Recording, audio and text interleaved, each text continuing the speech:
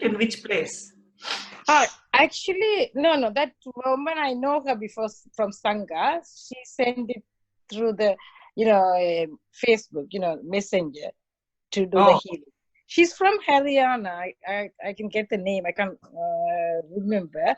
I never seen her. I met her before, but she's been asking few times before as well to do the healing. This time she told me to do for her dad. So I did it, and so I was so happy. And straight away I told Saranga, yes, after I did this session is more intense, Very good, very good. I think you should continue doing. Oh, Shimla is also saying lots of completion. Wow, Patricia also. For many people, Anka also. Great. So see, things have happened.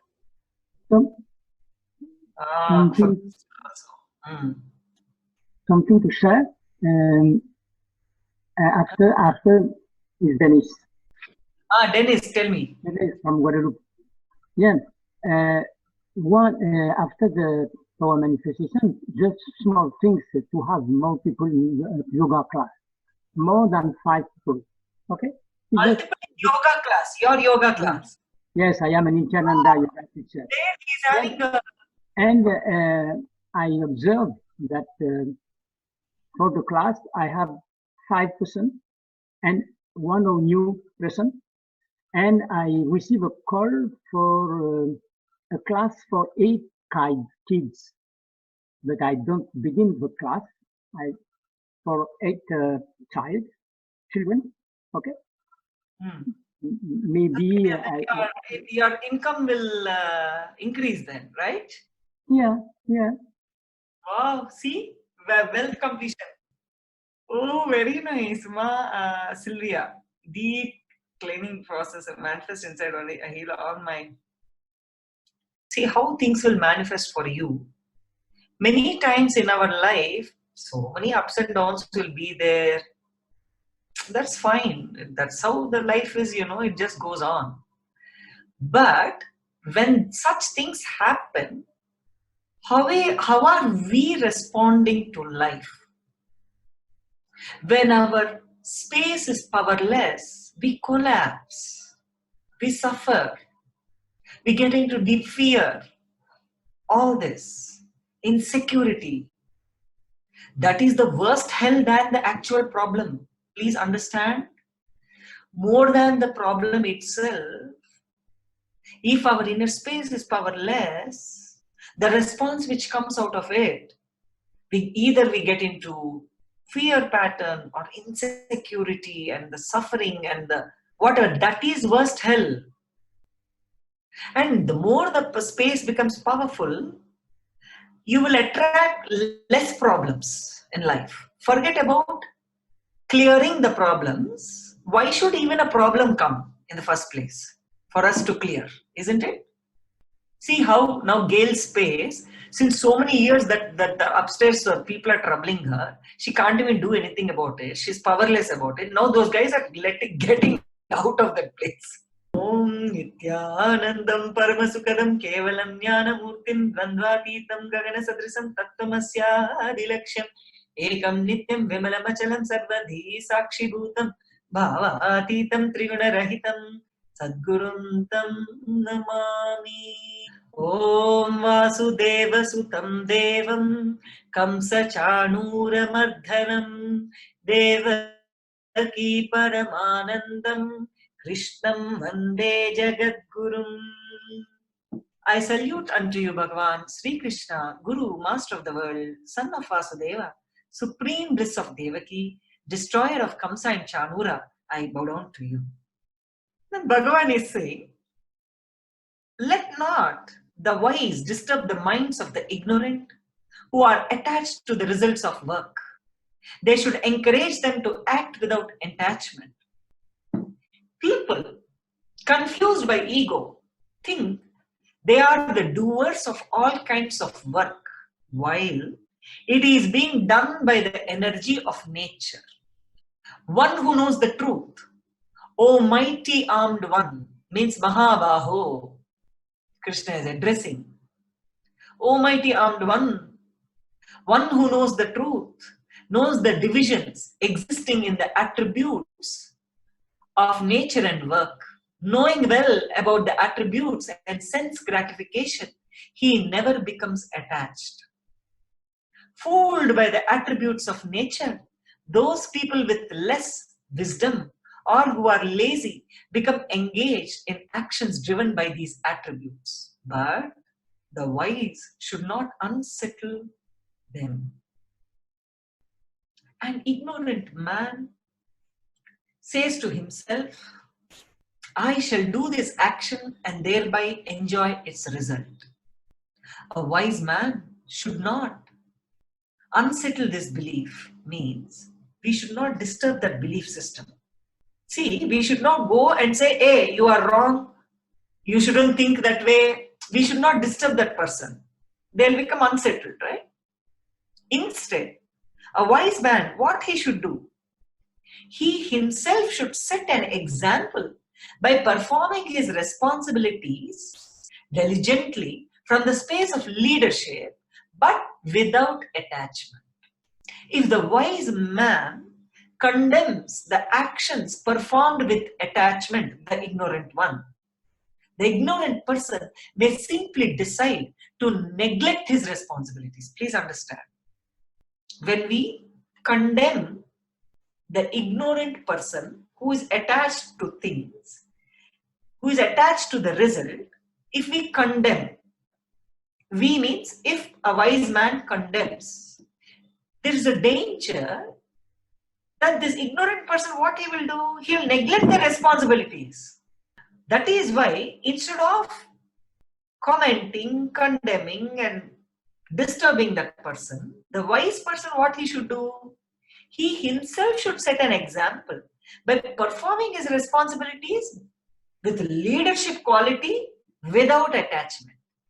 That is when the ignorant person will understand, hey, not being attached means not running away from responsibilities.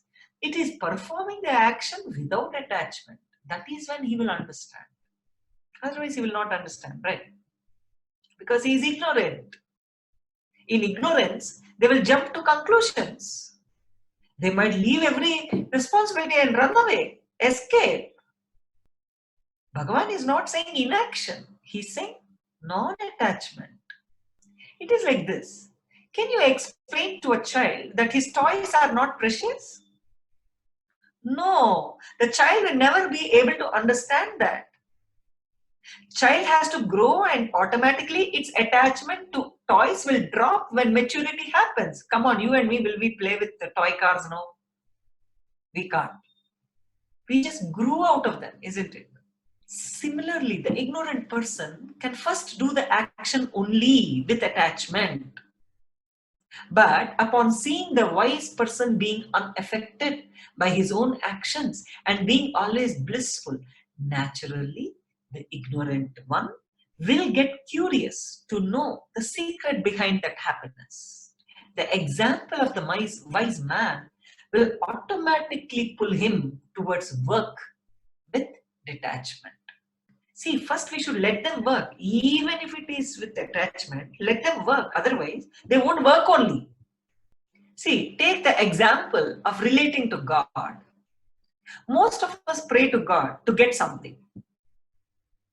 All our prayers to God are asking Him to fulfill some desire or to protect us from something. Right?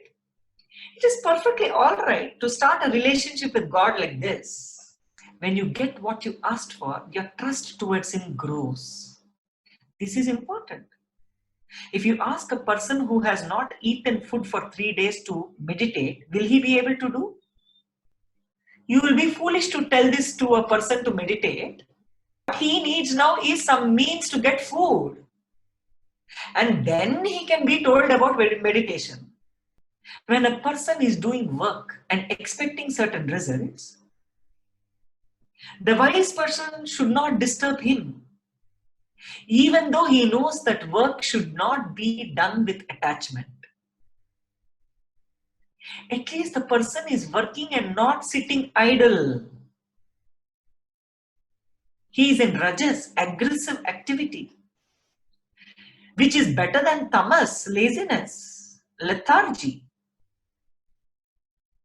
Of course, he needs to be guided from rajas to sattva, a state of calmness, a space of detached action, action without expectations. That is the job of a master. Please understand, all of you. An ignorant person, yes, they may not be in your level.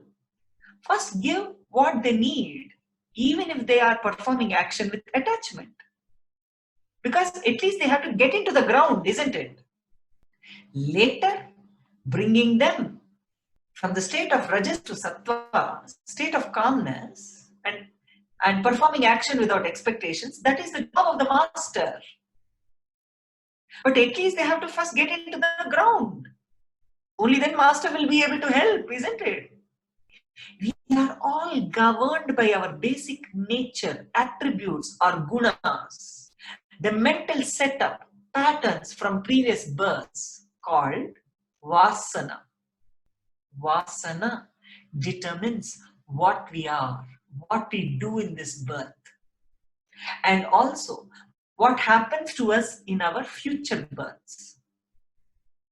The desires born out of vasana carry their own energy for fulfillment.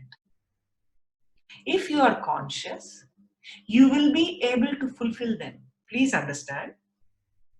We are from previous births or whatever, we are carrying a certain vasana and came to this life.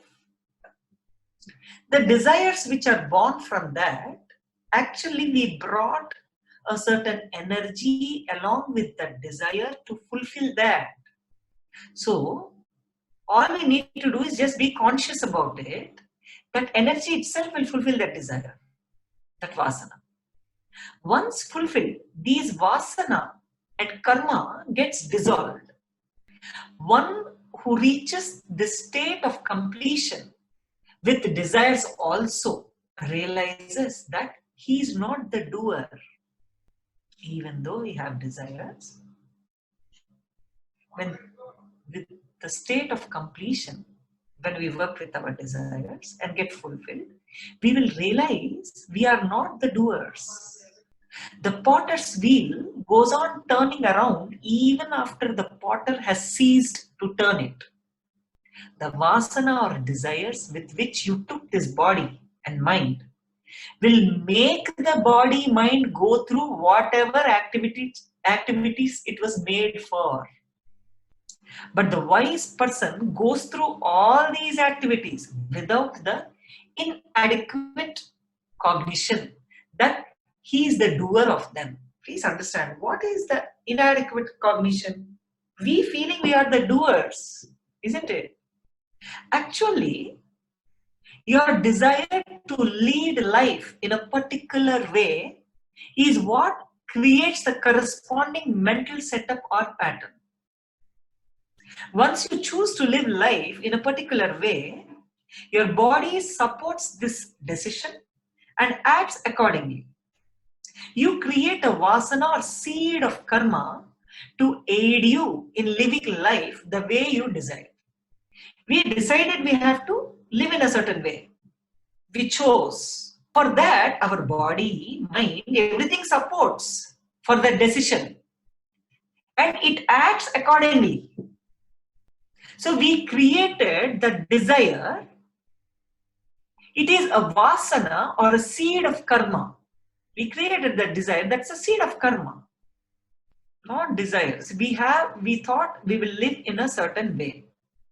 For that, this corresponding mental setup which formed is seed of karma. Why is the seed of karma came in? To aid you to live the life the way you desired. You decided you want to live in a certain way. For that, a certain mental setup, a pattern started forming. This pattern is formed to support you for that desire, right? So that pattern only is seed of karma.